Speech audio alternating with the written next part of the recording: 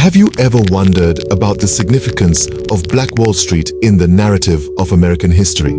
This chapter in the annals of time tells a tale of prosperity, resilience, and the power of community.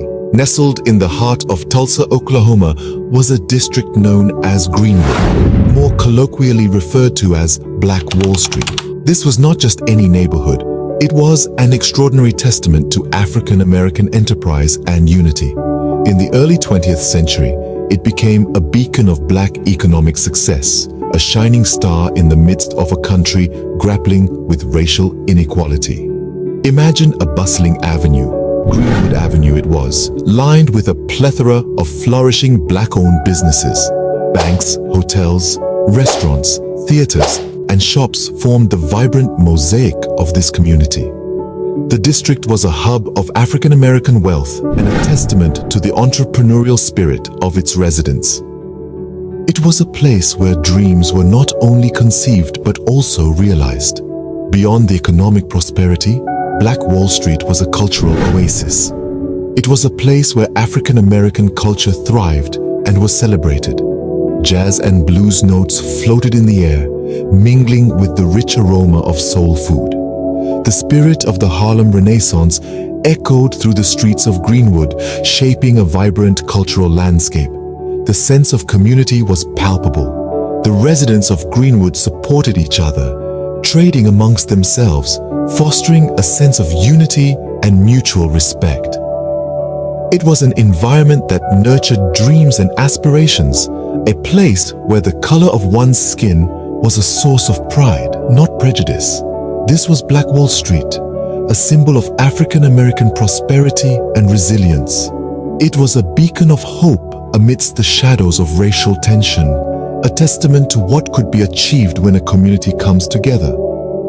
However, this prosperous community was not to last and soon fell victim to one of the darkest chapters of American history. A single event, an accusation, was all it took to ignite a flame of hatred and violence. In the heart of Tulsa, Oklahoma, a young Black man named Dick Rowland found himself in the crosshairs of a racially charged accusation. He was alleged to have assaulted a white woman, Sarah Page, in an elevator. Though the details remain murky, this incident was enough to stoke the simmering racial tensions of the time. The news spread through the city like wildfire, sparking outrage among the white community. A mob, bristling with anger and prejudice, began to gather outside the courthouse where Rowland was being held. The atmosphere was thick with tension, a palpable sense of dread hanging in the air. The Greenwood district, once a beacon of prosperity and hope, now stood on the brink of a devastating conflict. The spark had been lit, and it was only a matter of time before it would explode into a full-blown massacre. The confrontation at the courthouse was the catalyst for a horrific outbreak of violence. It was a powder keg moment, a spark that ignited a rampage of destruction and death. The courthouse, where Dick Rowland was being held, became a battleground. A group of armed African American men, including World War I veterans, arrived to protect Rowland, fearing a lynching. The white mob gathered there saw this as a provocation, and tensions quickly escalated. The standoff led to gunfire, and the spark turned into an inferno. What followed was nothing short of a massacre, a calculated and systematic attack on the Greenwood district, the heart of Black Wall Street. The white mob, fueled by racial hatred and unfounded rumors, launched an assault on Greenwood. They were not just an angry crowd, they were a force aided and abetted by city officials and even law enforcement who turned a blind eye or even actively participated in the violence. The aftermath of the massacre was as devastating as the event itself.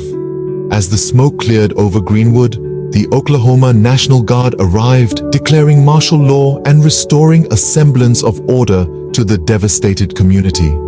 But for the survivors, their world had irrevocably changed. Their homes, their businesses, their entire community had been reduced to ashes. Many were left homeless, their lives upended by the violence and destruction. The trauma ran deep, and in the face of such devastation, many chose to leave, fearing for their lives. Yet, despite the scale of the destruction, the Tulsa Race Massacre was, for decades, a forgotten chapter in American history. It was as if the smoke that once hung over Greenwood had clouded the nation's memory, obscuring the truth of what had happened. For years, the story of the massacre and the vibrant, prosperous community it destroyed was omitted from history books and public discourse. But the memory of Greenwood, of Black Wall Street, could not be completely extinguished. In the early years of the 21st century, efforts to acknowledge and commemorate the massacre began to gain momentum. In 2001, the Oklahoma state government established the Tulsa Race Riot Commission. Its mission was to investigate the massacre, to uncover the truth of what had happened, and to recommend reparations for survivors and their descendants. 20 years later, in 2021, on the centennial anniversary of the massacre, the city of Tulsa held commemorations and events to honor the victims and survivors. This sparked renewed interest in the history of Black Wall Street and brought the story of the massacre to a wider audience. The story of Black Wall Street and the Tulsa Race Massacre is a stark reminder of the ongoing struggle for racial justice and reconciliation in America. It stands as a testament to a tragic past, a past that must be acknowledged and remembered so that we can strive for a future where such atrocities are consigned to the annals of history.